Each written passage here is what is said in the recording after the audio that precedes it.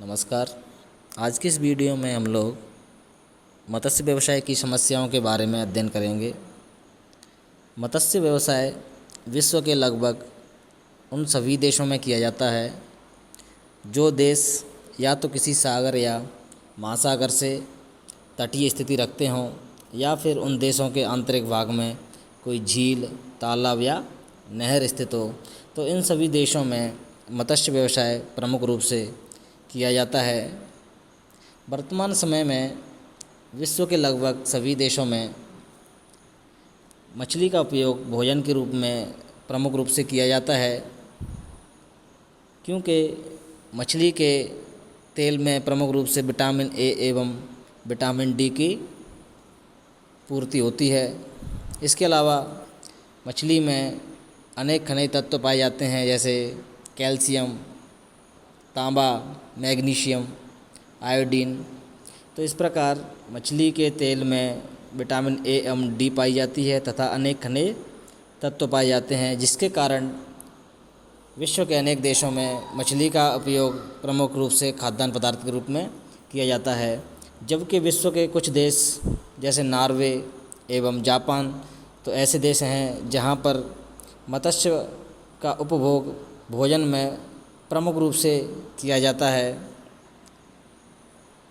वर्तमान समय में संपूर्ण विश्व में लगभग 865 लाख मीट्रिक टन मछलियां प्रतिवर्ष पकड़ी जाती हैं, जिनमें से मत्स्य व्यवसाय का लगभग 70% भाग उत्तरी गोलार्ध में स्थित जल स्रोतों से पकड़ा जाता है या प्राप्त किया जाता है। इसके अलावा दक्षिणी गोलार्ध में स्थित जल स्रोतों से केवल विश्व की 24% मछलियां ही प्राप्त की जाती हैं या पकड़ी जाती हैं। तो विश्व में सबसे अधिक मत्स्य उत्पादन उत्तरी गोलार्ध से किया जाता है। तो इस प्रकार विश्व में प्रतिवर्ष जो 865 लाख मीट्रिक टन मछलियां पकड़ी जाती हैं, उसमें से सबसे अधिक भाग उत्तरी गोलार्ध से प्राप्त किया जाता है। विश्व के अनेक देश जैसे Peru, Chile, Iceland, Norway, Denmark, Canada, संयुक्त राज्य अमेरिका आदि ऐसे प्रमुख देश हैं जहां पर मत्स्य व्यवसाय काफ़ी विकसित अवस्था में है और यह देश अन्य देशों को मछली का निर्यात करते हैं।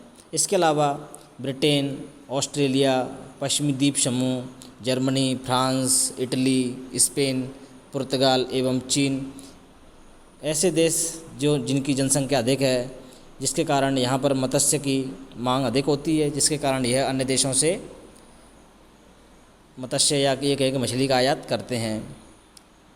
मछली व्यवसाय की दृष्टि से भारत की बात की जाए तो भारत एक आत्मनिर्भर देश है, जहाँ पर मत्स्य उत्पादन उतना किया जा सकता है या किया जाता है जितने की यहाँ पर खपत होती है। अर्थात भारत में मत्स्य का ना तो निर्यात किया जाता है और ना ही आयात किया जाता है। तो इस प्रकार से भारत मत्स्य उत्पादक की दृष्टि से एक आत्मनिर्भर देश है।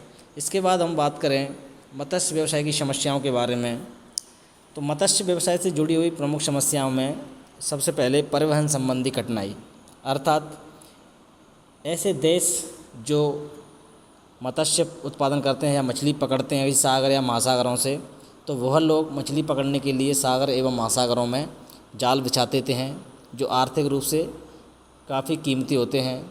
लेकिन जब इन सागर या महासागरों से पानी के जहाज़ गुजरते हैं तो इन जालों को नुकसान होता है और ये जाल टूट जाते हैं, जिसके कारण ऐसे मछुआरों को आर्थिक हानि होती है और मछली पकड़ने में भी कठिनाई आती है इन जाल टूटने आने की वजह से।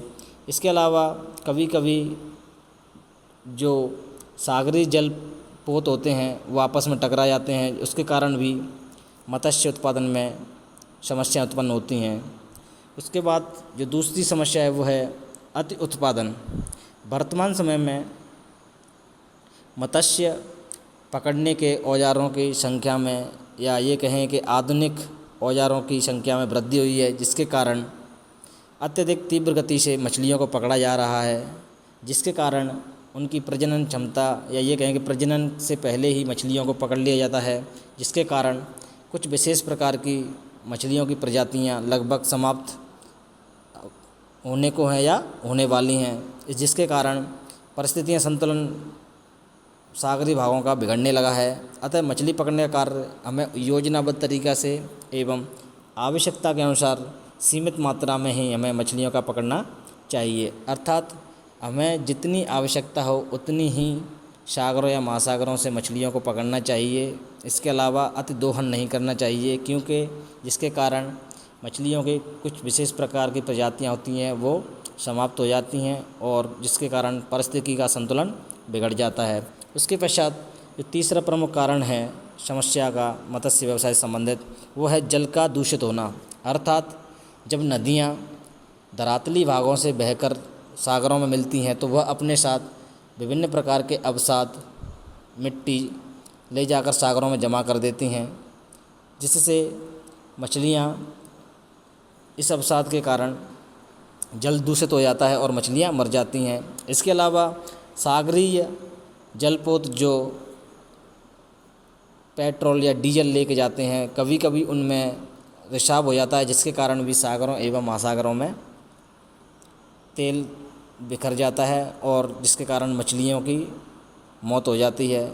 इसके अलावा अनेक औद्योगिक कारखानों से विषैला एवं दूषित जल इन सागरों में मिल जाता है, जिसके कारण भी छोटी मछलियां एवं मछलियों के अंडे नष्ट हो जाते हैं। तो इस प्रकार से मत्स्य व्यवसाय की प्रमुख समस्याओं में जल का दूषित होना प्रमुख कारण है। उसके पश्चात ये चौथा हमारा कारण है मत्स्य व्यवसाय की समस्या, वो है समुद्री तूफान तथा कोहरे की समस्या। उष्णकटिबंधीय सागरों में अनेक बार तूफान आने से मत्स्यन को काफ़ी क्षति पहुंचती है। इसी प्रकार शीतोष्ण कटिबंधीय सागरों में गर्म एवं ठंडी जलधाराओं के मिलने से जब घना कोहरा आ जाता है तो मछलियों को पकड़ने में कठिनाई होती है, क्योंकि कोहरे के कारण सागरों में दिखाई नहीं देता है और आपस में जहाज़ टकरा जाते हैं तथा मछलियों को पकड़ने में भी कठिनाई आती है।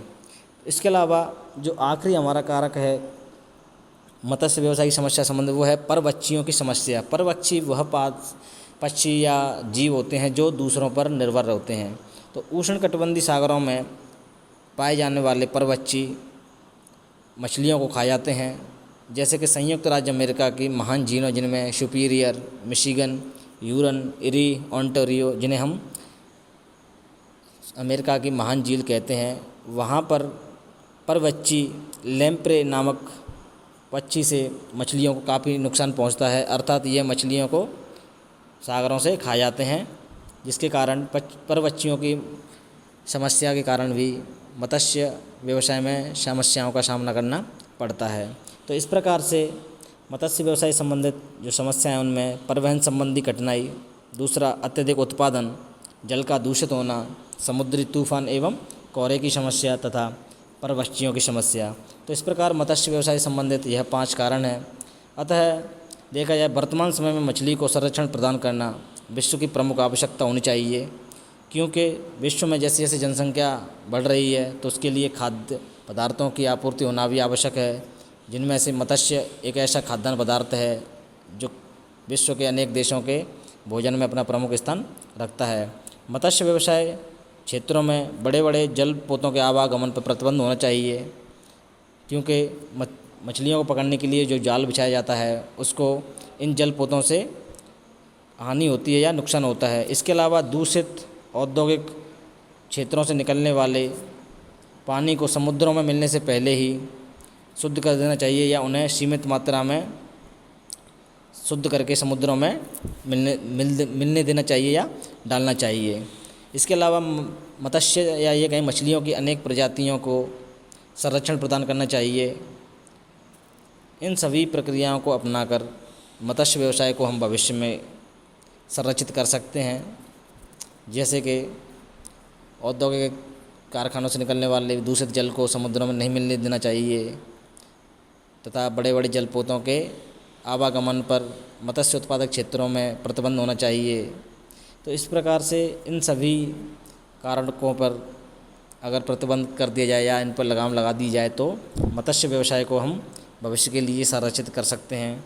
तो इस प्रकार आज के इस वीडियो में हमने मत्स्य व्यवसाय से संबंधित जो समस्याएं हैं तथा इन समस्याओं से किस प्रकार हम मत्स्य व्यवसाय को संरक्षित करते हैं उसके बारे में अध्ययन किया। धन्यवाद।